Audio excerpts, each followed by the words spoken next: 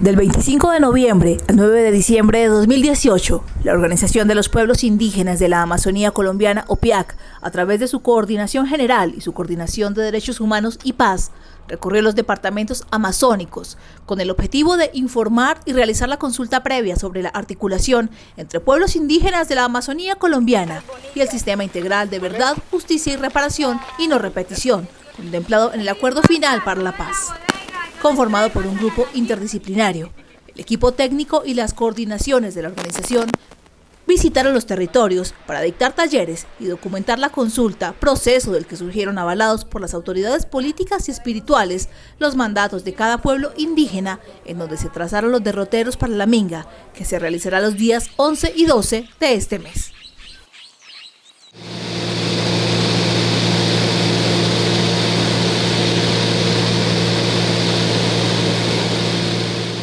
¿Por qué estamos hoy acá?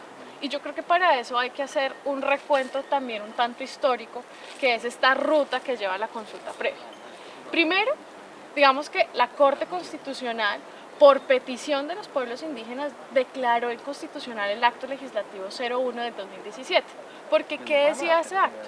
Que la JEP iba a ser prevalente respecto de la JEI en casos que tuvieran que ver con conflicto.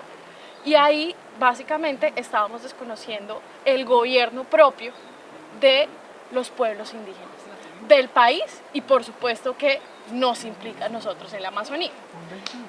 ¿Qué decidieron entonces? Se declara el artículo 9 inconstitucional y se empieza a armar una sala de concertación. Y empezamos a comunicarnos y a discutir y a decir, bueno, ¿cómo vamos a hacer entonces para que, además del acuerdo, el capítulo étnico tenga realidad? También dentro de la constitución del sistema, nosotros como pueblos indígenas tomemos decisiones.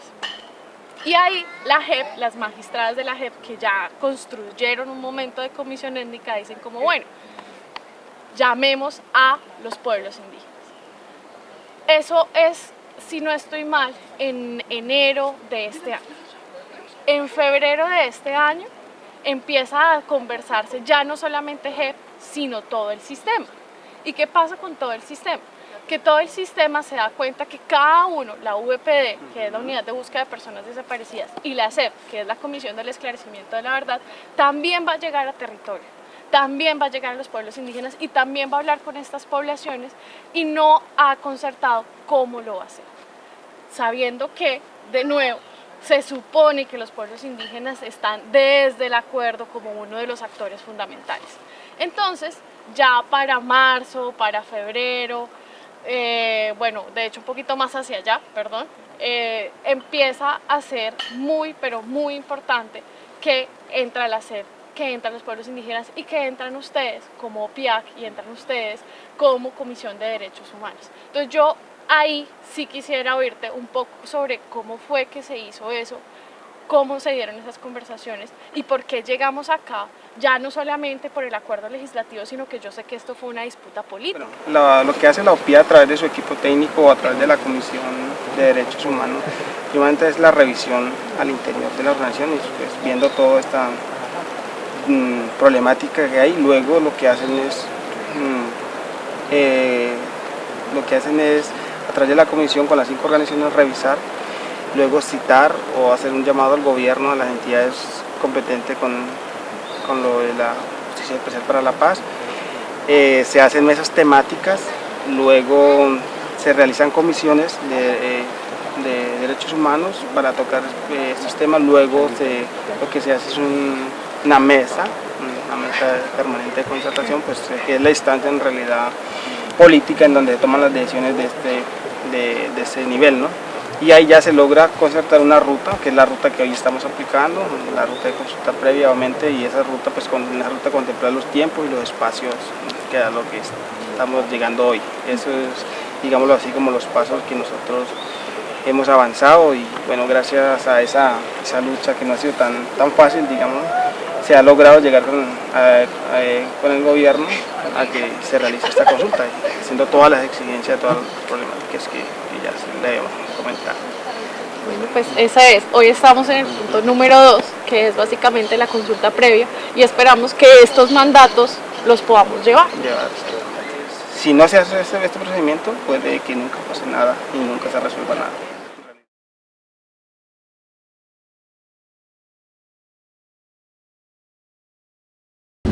Contamos la consulta y yo estoy dispuesto a que en la consulta va a haber cosas muy buenas, vamos a fortalecer la JEP, de esto va a salir cosas importantes.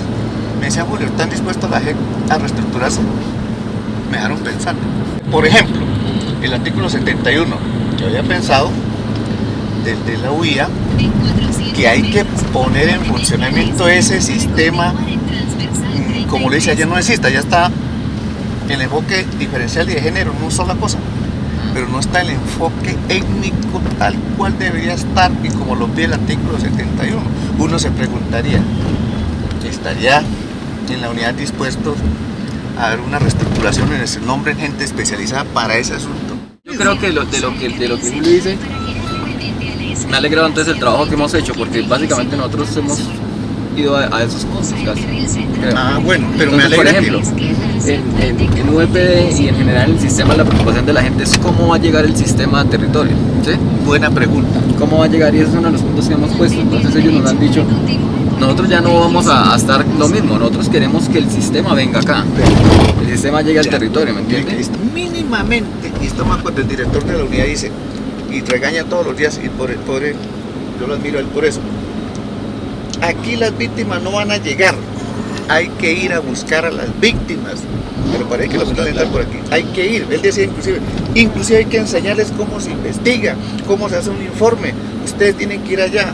En Leticia salió lo siguiente en la consulta, dijeron, venga, el primer paso que necesitamos es que se reconozca que las autoridades étnicas somos funcionarios públicos especiales, y en ese sentido no necesitamos que nos vengan a traer más funcionarios, sino que nos fortalezcan a nosotros para nosotros hacer el trabajo, porque nosotros somos autoridades y nosotros sabemos hacer el trabajo, lo único es que nos enseñen y nos ayuden técnicamente.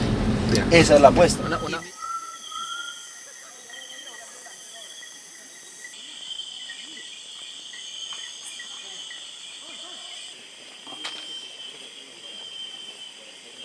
Significó relativamente lo que se abarca la JEP, pero para empezar, o sea, necesitamos saber en cada organización, cada pueblo, cómo estamos nosotros realmente como la JEP, la que es Jurisdicción Especial Indígena, propio dentro de nuestros ámbitos territoriales de cada pueblo, cómo estamos, si estamos realmente fortalecidos para poder hablar sobre un relacionamiento y comunicación, sobre una participación, sobre una articulación y coordinación, sobre una protección y la no discriminación ante la JEP, porque la JEP ya está estructurada, les decía el compañero, desde La Habana, Cuba y el gobierno y la FARC, la JEP está estructurada, y fuera de eso, como pueblos indígenas estábamos a un lado. Si donde los pueblos, las organizaciones indígenas no hubieran, digamos, la disposición para mantener por lo menos allí unos compañeros, unos magistrados dentro de este orden de justicia especial para la paz, entonces ¿dónde nosotros estaríamos? Y cómo nosotros desde ese ámbito de poder, que digamos, si nuestra propia jurisdicción especial indígena no está fortalecido dentro de nuestro organismo interno, ¿cómo entraríamos nosotros al relacionamiento y la comunicación directamente con la JEP? Y una de las conclusiones que sacamos nosotros es la siguiente, por eso hablamos de la construcción de unos protocolos. Pero para hacer algo estructural, algo que realmente tenga fuerza de fondo, no lo podemos hacer ayer en 2 horas y hoy exponiendo ante ustedes otras 2 horas. Hablamos de una especie de mandato, de este espacio. O sea, para la construcción de cada uno de estos se tienen que crear los espacios, los momentos, los tiempos, las garantías. Para poder, digamos, tener una idea acertada de cómo nos íbamos a articular entre la JEP y la JEP, ¿cierto? Teniendo en cuenta, digamos, de que lo que discutíamos en la parte diagnóstico, y es decir, si bien es cierto, al interior de las comunidades, pues digamos, se hace el tema de aplicación de justicia a nuestra forma, eso por un lado. Pero decíamos que desde la JEP, o bueno, desde la otra jurisdicción, esa parte de cómo nosotros aplicamos, pues no lo entendían y no era, digamos, aceptada en cierta medida, digamos, como una forma de aplicación de justicia. Se armó una propuesta y se dijo, listo. Entonces, en esta parte de cómo vamos a coordinar, la propuesta era, ¿por qué mejor no creamos una jurisdicción intercultural, donde estuvieran, digamos, los mayores, los abuelos y los jueces o los magistrados, y que entre ellos, digamos, emitan su juzgamiento. 1. La JEP tiene que ir al territorio, a los zonales, no quedarse en las capitales de departamento. 2. La información confidencial tiene que recogerse de manera que garantice el anonimato para evitar poner en peligro la vida de los que participen de los procesos. 3. La priorización y selección de casos tiene que incluir a los jóvenes, porque han sido por los jóvenes como el conflicto armado acabó culturalmente los pueblos por no tener quien continuara la tradición. La JEP tiene que reconocer la ley de origen y el consejo como fuente de derecho de los pueblos indígenas. 5. La comunicación puede hacerse por internet o de manera física o por medio de antenas punto a punto. Lo importante es que la información llegue al territorio y que terceros no sepan qué información se está dando y así se ponga en peligro la vida de quienes participan. 6. La comunicación de la información confidencial podría estar en cabeza de un grupo especial dentro de las asociaciones para que no se ponga en peligro a todo el pueblo. 7. Para la participación efectiva tienen que contarse con garantes nacionales e internacionales, así como con defensores de derechos humanos. 8. Para la articulación interjurisdiccional es necesario crear un comité con representación de la autoridad tradicional, la autoridad política, mujeres, jóvenes, cuando el caso tenga que ver con estos últimos para que se puedan tomar decisiones integrales. 9. Los mecanismos de coordinación interjurisdiccional deben ser en los territorios, respetando las formas tradicionales para llegar a decisiones. Ello implica que la JEP tiene que adecuarse a los espacios de diálogo, rituales y formas del diálogo. 10. Cuando haya una sanción dentro de la JEP, el criterio para discutir si la persona es o no armonizada dentro de los pueblos, es necesario que se estudie de manera conjunta con la autoridad, aclarando que esta debe ser el departamento. 11. Deben garantizarse los recursos económicos para la participación de las víctimas y las autoridades. Deben ser indígenas y, de no de ser posible, que tengan experiencia con trabajo en pueblos indígenas. Tienen que ser autorizados por las autoridades y tienen que mantener en constante... No se les olvide que el trabajo que hemos realizado está supeditado a nuevos comentarios, a nuevos aportes, a nuevas discusiones, ¿sí? Es decir, este espacio que vamos a abrir en este momento está dado para que entre toda la asamblea se den nuevas propuestas sobre lo que se está discutiendo, ¿sí? En materia de JEP es importante resaltar varias cosas. Nosotros trabajamos sobre la base de 6 ejes, ¿sí? ¿Cuáles son esos ejes?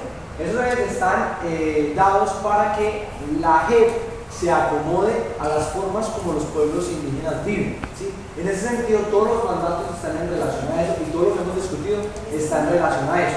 Entonces, la primera parte que van a encontrar acá es la parte de diagnóstico.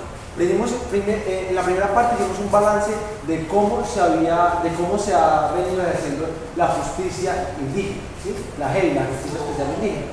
Esa justicia se tiene que entender en el marco no de si se aplica o no en estricto sentido, así como se esperaría o como se quiere, sino se tiene que entender como cómo se resuelven los conflictos en los pueblos indígenas. Esa era la pregunta.